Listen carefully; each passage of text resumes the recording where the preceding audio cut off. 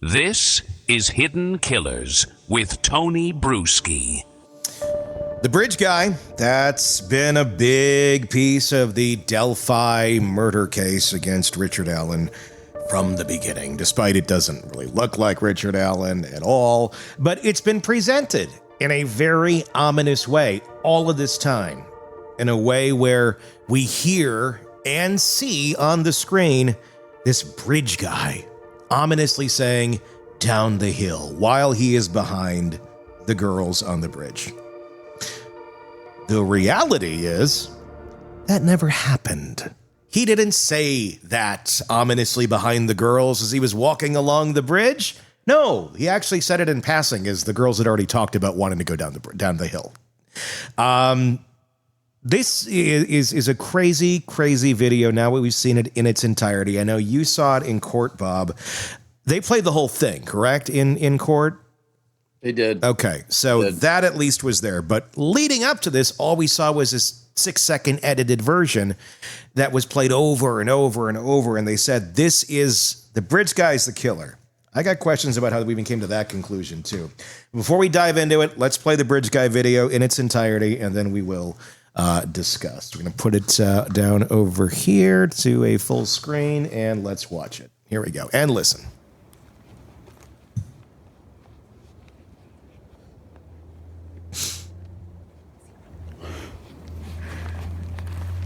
So there's the girl on the bridge. There's bridge guy way back. See, this is the path that we go down.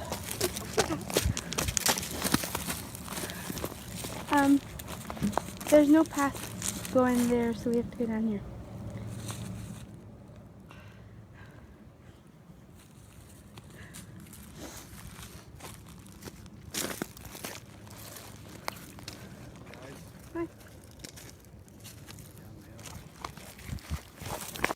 Let me break that down a little bit in case it was hard to hear. There's no path going there, so we have to go down here. The first person to say they want to go down the hill is the girls. It is not Bridge Guy. Bridge Guy is not like pressuring them to go down the hill. He's not like chasing them or stalking them. He looks like he's just a guy off walking on a day when there's probably a lot of people out there walking because it was a warm, late winter day. And then you hear him pass them, and he does a friendly, "Hey." And they're looking down the hill, and he goes, "Yeah, down the hill." Which I think I would do too. If you're walking out in the woods and there's two girls looking confused as to where the path goes, and they're pointing and looking around, and you know where the trail is, yeah, down the hill. There it is. And you keep going your merry way.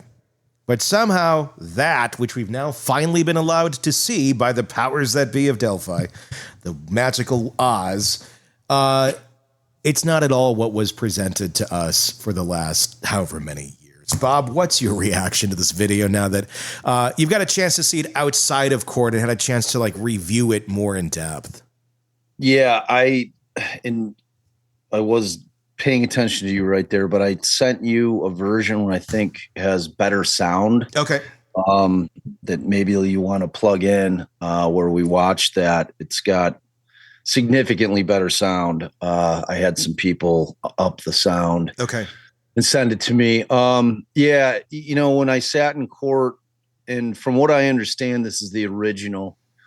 And remember that there exist 3 versions of this video. Okay. 4 if you're counting what they put out to the public, the 3-second clip of just Bridge Guy that was all grainy where you can't make out anybody's face. But this apparently was taken directly from the extraction of Libby's phone. So what we also saw was what they called a enhanced version of it. And then finally they showed us what they called a stabilized version. Now, when I first saw this, when it was released this week, I could not remember. I'm like, I was hitting everybody up that was in court with me during that trial. I'm like, is this the original? Because when I watched the original in court, and I have all kinds of people saying, Bob said he couldn't see the bridge guy. And when you're looking It's something that you've been waiting to see for 7 years in a court from 50 feet away on a 55-inch screen, and you're trying to soak in everything. Like when you look at the beginning of that video, where now when you can watch it over and over, you can see that he's behind her, but she's kind of shielding his body initially until there's like Libby pulls back a little bit, and then you can see how far he is behind her. Mm-hmm. Like I didn't see the dude initially. So then I'm kind of like, you're trying to take it all in, and you're like, wow, and then when I finally do see him, I thought he looked to be 10 yards back, maybe 30 feet behind her. And, when I saw that now in full display, I still think he's probably about 10 yards behind her. Yeah. And, then you're trying to figure out the concept of this picture that was floating around out on social media is another snap picture, the one with Abby alone out on the bridge. Okay, walking towards, if you're facing Abby, towards the right side of the tracks, kind of looking down, which you'd have to be to cross those railroad ties, and you don't see anybody behind her. No. The whole way. Do you know what picture I'm talking about? I think so. I think I know. Yeah, what you're talking like about. just if you Google it right now, you can find it while I'm talking, and you can throw it up. It's like Abby on Motta High Bridge alone. So at trial, we learned that they could not find that particular picture anywhere in the Snapchat cache of Libby's phone. They couldn't find it anywhere on the extraction. That was somehow found on the internet, but we don't know who posted that picture. So when you look at that picture in conjunction with where it appears that she's standing in that picture and how much of the north end is behind her, and you can kind of figure that she's closer to where Libby is than she is to the beginning of the north side of the trestle. So she's not too far from where Libby starts taking the video. Yeah. And then you have to try to figure out, well, where the hell does this guy come? This is not the type of bridge that you can run across. No. It's a railroad, an old defunct railroad trestle.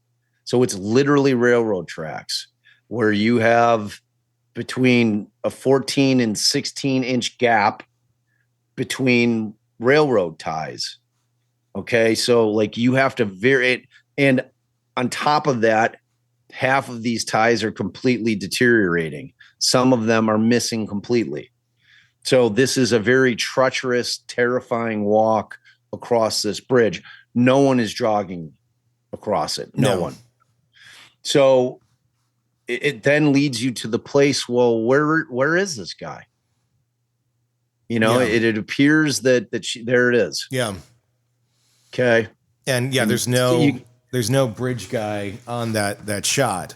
So Right. the only other thought I would have on this is, number one, it didn't appear on her phone. So that's weird in itself. So did somebody else take this? Is that the question? Yes. Basically. Okay. So if somebody else took it, yeah, I mean, who would that be? How would that be? How did the guy get there? It could have been somebody that had access to her Snap account. Or but how do they get the picture is the $1 million question. Yeah. Because what I'm saying, it's not in her Snap cache. I'm talking about the extraction of her phone. Yeah. And one of the questions that I have, and I'm actually Stacey Aldridge is going to be on our show next Thursday. Mm-hmm. And she was the defense expert, the phone forensic expert on the case. And she's going to talk about everything that she testified to. So I'm going to ask her if that means, does what is in her Snapchat cache, is that the type of thing that you can extract with the use of Cellubrite? Or because the whole point of Snap is that the pictures disappear. Yeah. Whatever you're sending disappears unless you have it in the setting that it doesn't. And it also gives people the opportunity when you put it out there that they can grab a screen grab of it, and they can save it down to their photos. Yeah. So, but my question is if this was taken with Libby's snap, would Cellubrite be able to extract it even if it had disappeared through the Snapchat application?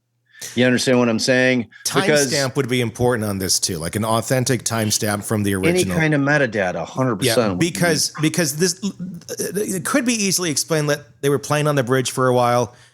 Bridge guy just hasn't gotten there yet, and they were hanging out there for a little while, and then eventually that other guy is coming this way, and they decide to start moving forward because they see somebody coming, that's going to eventually pass them on the bridge. I don't think I'd really want to be next to anybody on that bridge that's going to pass me, so you're going to kind of keep moving. So in here, if you're looking behind Abby and you look to the right side of the rail, you can see one of the two platforms. Yeah. Okay. Go back there. See that thing that's sticking out? Yep. Right where your little cursor is. Yep. That is one of the platforms. There's two of them. And if you look way, way beyond that to the left, you'll see the other one. Blow it up again.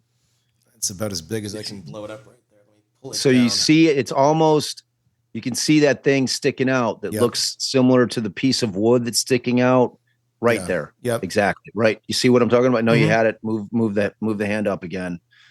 Like up in this area. It's on the left side there. Yeah, exactly. It's right there. Yeah. So that is the first platform. So if you're able to look and you can Google an aerial view of the Monon High Bridge, there are those two platforms, and they are at the opposite end of where she is at. You can see how far behind that is of her. So she is not hanging around just playing on that bridge. Libby obviously had a lot less fear in terms of crossing that bridge because she beat like when you're hearing about people talking about crossing that bridge, it's like people are like, yeah, but I got down on my hands and knees and crawled across it because it's that scary. Yeah. You're like 67 feet above a creek. Yeah. When you're over the creek, and when you're not over the creek, you're 67 feet above like ground. On rotting wood. On rotting wood. So it's a terrifying experience. So like Abby is not sitting chilling, hanging out, like posing for pictures there. She's trying to get across. My point is the only thing that makes sense to me is that the killer came past them from the south side of the bridge and then turned around when he got past both girls. That he pretended like he was walking by, and then at some point hung a Yui and started following them. Yeah. And because it doesn't make any sense other way to, it just doesn't add up. And if that's the case, I mean, to me, that's pretty exculpatory as to Richard Allen. Because he was not coming from that side of the bridge. Like that side of the bridge, where you'd park to get there is a long distance away from where Allen said he parked and from where the police are saying that he parked, which was the old CPS parking lot. Yeah.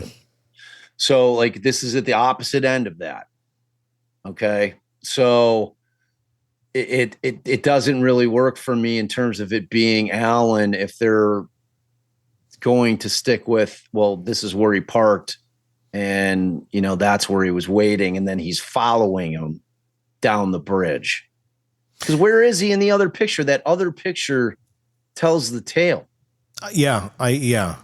Because what I'm saying is that the amount of time that it would have taken Abby to get to where we see her jog past Libby, because at that point she's clearly over where there's peril. Yeah. Like, because this track runs, it continues to run just normal tracks once you finish crossing the trestle itself. Yeah.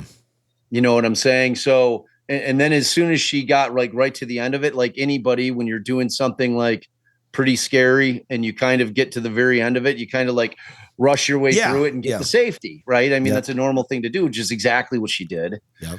And, so we know that she's pretty close to that end, and there's just not enough time for that guy to make up all that space, all that distance and the time that it would have taken her from where the picture that you just showed to where she gets to safety to where Libby's filming. So, I mean, for me, it just raises a ton of questions. Obviously, everybody on there, that's watching this thing is trying to figure out exactly what's said. You've got that confirmation bias thing where people have said, oh, yeah, that's a gun. But then, like I'm hearing people, I asked like Grok, I'm like, Grok, pretend like you're a court reporter and you're watching this video and can you give me a transcript of what's being said? And Grok's like, I cannot do that. I don't know. I am just a robot. I can read what the transcript, and it's like, so, there's going to be people that are going to be trying to break down exactly what is said, because there's, and the way I don't, do you hear a gun being racked? No. See if you can put up, like, I got yours. I got yours. Let's take a look at it. Throw it up there. Let's see. I think the sound's significantly better. Here we go.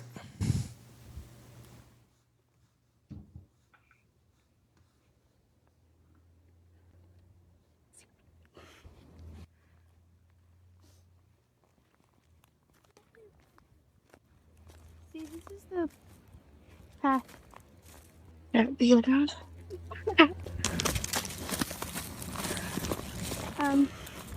There's no path going there, so we have to go down here.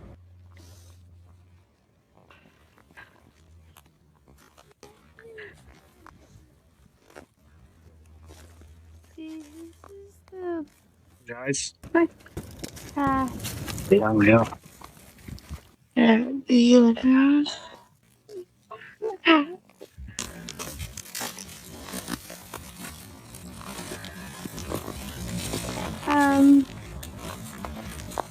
There's no path going there, so we have to go down here.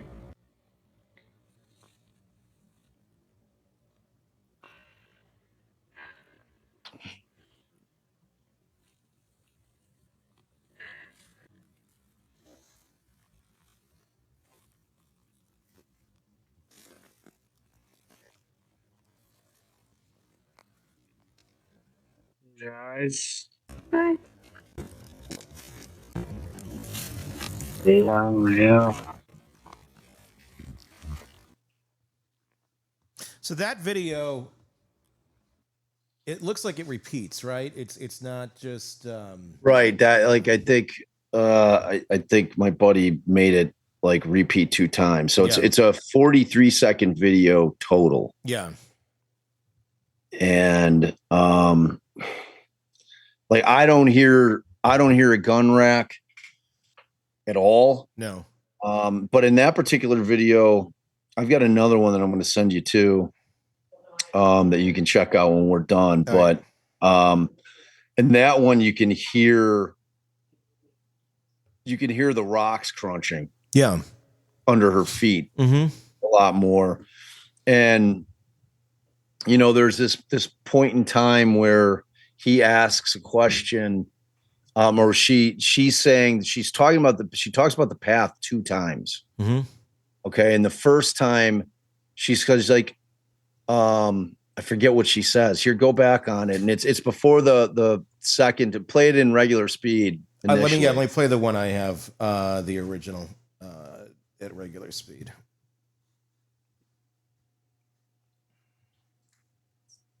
It is right here. All right, let's take a look.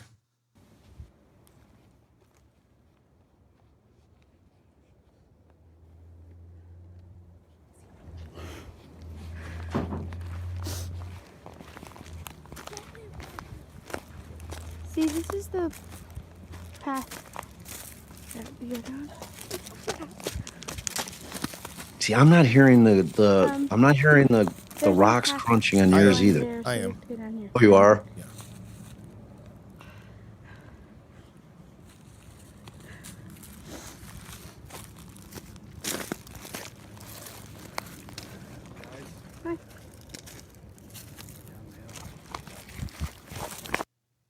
And that's it. It's just there's a rock crunching, but they're trying to debate how to get down the hill, and then he goes, "Hey guys, down the hill." Almost like, are you trying to figure out how to get down the hill? I mean, again, I don't get anything out of that where it's like he's trying to pressure them to go down the hill. It just seems like somebody passing by and like, oh yeah, down the hill, path is over there, whatever. It doesn't seem incriminating to me. And that's the thing where I'm talking about, like in that one portion where she starts talking about the path first, that's where Tony Liggett at trial testified that he claims that he hears that be a gun. It's not. That's not in there. I know. I listen. Oh, there's nothing in there that says that. Right. And what I've heard is when she'll say something about the path and there's a pause. And then the question is that Abby who says something, or is that Libby finishing what she's saying? Yeah. And then she talks about the path again. So I don't know. I watch this and I see nothing. I don't even know why there's this everybody's stuck on this being the murderer. Like, I don't know. Like, it's the only piece that they have from the last moments that the girls were alive, but it doesn't mean that the guy in that video is the killer. That seems like a very far reach that was made very early on that was simply just accepted and nobody really questioned it a whole lot. And I get kind of why the way it was presented to the public as this guy is telling them to go down the hill. He's not. They're talking about how to get down the hill before the guy even gets close enough for them to hear him. They're the ones that want to go down the hill. So you're saying guys is just like, hey guys, because they say hi. Yeah. It seems like says, just a pleasant, you're just passing somebody on the woods and you see two girls that look kind of confused and they're trying to figure out where to get to their trail, which appears to be exactly what's happening. And if you know the trails and you walk around there and they're, hey guys, they're like looking down there. Yeah. Down the hill. I mean, it certainly doesn't sound nefarious. No, it doesn't. People are like, oh, they sound terrified. I'm like, I'm not hearing that. They don't. They sound like, hey, oh, the path isn't over here. That I would not, if I knew nothing about this case and somebody showed me that video, I'd be like, and? What am I watching here? Two girls hiking and a guy? I mean, creepy looking bridge. And that's what I'm seeing. Like when it gets out there that law enforcement is saying that they hear her saying, that be a gun. Like that begins to be the thing that you think you hear. And it's like, that's how the brain works. It's like that. Right. Exactly. It's like that Yanny Laurel thing. Yeah. Remember that thing like 5 years ago? Yeah. Like Allison hears Yanny and I'm like, what? Mm-hmm. Like, I don't hear anything even remotely close. It's clearly Laurel. Yeah. But it's just like, I don't know, man. It's how our brains work. It's out. Yeah. Now that it's out, there's going to be people that know a hell of a lot more about, audio files. They're going to be working to clean that up as much as humanly possible, doing the work that should have been done on this audio by law enforcement over the past 7 years. I'm going to play with it too. I haven't had a chance to do it yet, but we're going to put it into Audition and really try and massage this thing down. I just don't see where this, other than let's tell the public this. They edited the damn video. They moved the audio to a different place of where it is, and in the original, in the 6-second clip, to put down the hill at a very ominous place in the video where it just isn't. That to me is like, why are you doing that? If you're going to release just the little clip of the guy, then just release a little clip of the guy. If you want the part where you hear him saying something, then release the whole damn thing. But then you'd also have to contextually take out the two girls not sounding remotely worried or scared, and them actually being the first ones who are trying to figure out how to get down the hill before the guy even says anything. It's just, they worked it. They completely flipped this video around, presented it in a different way. The public went going, oh gosh, this is horrible. And it's not at all. It's like just editing a promo to make something sound like spooky or you're more intrigued by it. You can edit anything to make things sound worse than they actually are. And that's exactly what appears to have happened in this video. 100%. I am and baffled. It's like, why aren't they like, why did they elect to only put out that 3-second clip of just him instead of the whole video? Well, and you're trying, especially in a case that took years to finally go after anybody and get charges. wouldn't you be putting out anything you could in its entirety for anybody to take a look at and go, what can we make sense of? But if they put it out just in that little way, that creates a different narrative. And it makes this guy look a hell of a lot more ominous than he actually is. And again, the guy looks like Ron Logan. If you compare the gait and everything to him, he doesn't appear to be Richard Allen at all, as from what you can tell. And again, you can't completely say it's Ron Logan, but we've shown the graphics before side by side, and they're pretty compelling. I just don't. I don't know. It doesn't make any sense to me, other than, again, another piece in this case that looks like it's been manipulated for another reason, and I don't know what that reason is. It's just another mystery. In this case, that's full of them, it's like, and so in related news, Judge Gull has denied the final two motions. Shocking. That were filed by the defense, which was the motion to preserve and produce. And then of course the motion to reconsider, the motion to correct errors. So that, and as of today, the notice of appeal has been filed. Mm-hmm.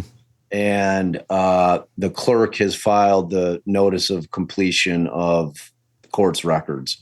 So the appeal's up and running. It's now officially out of Judge Gull's hands up and until if they're granted a new trial, then in theory, she would be sitting on the judge unless the appellate court says, well, we're going to kick it back, but this time we're going to use a different judge. Does the appellate court have the authority to do that? Or let me ask you that question. They do? Okay.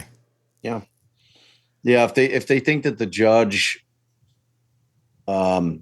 just made some critical errors, I mean, the appellate court could seek to have it tried in front of another judge. It wouldn't necessarily automatically go back to Gull, and she wouldn't have the opportunity to recuse herself. It would just simply be, we're getting a different judge. It's not your choice anymore.